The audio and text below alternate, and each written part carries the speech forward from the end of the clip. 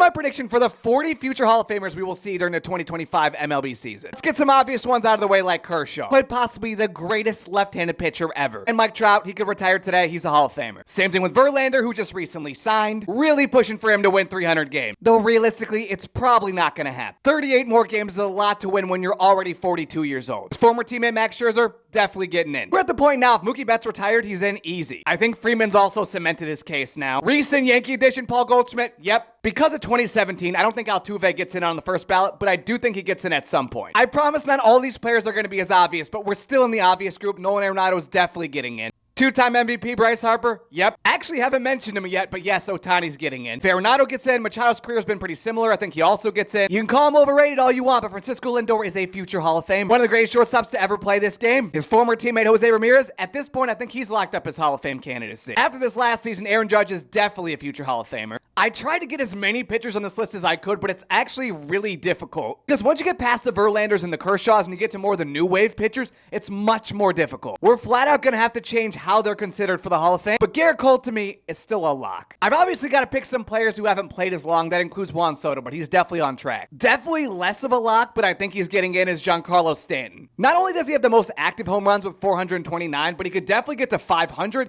And his playoff success, I think you put all that together, he's a future Hall of Famer. Though not as obvious as some of the other players on this list. He's got to stay healthy, but there's no denying Acuna could be a future Hall of Famer. But again, this is less obvious because I can't guarantee he is going to stay healthy. It will definitely help, though, that he had such an iconic season. His 40-70 season is one of the greatest seasons ever by a leadoff hitter. I was on the fence about Chris Sale, but after winning the Cy Young this last season, I think he gets it. Because once again, we're going to have to change the qualifications for starting pitchers since they don't throw as many innings now. And he's one of the greatest strikeout pitchers ever. I think he really needed that Cy Young to help his case, though. Because injuries have really derailed his career in recent years. I'm not as confident about this one, but Marcus Semien is putting a case together. Second base is an underrepresented position, and I'd like to see some other players get in first.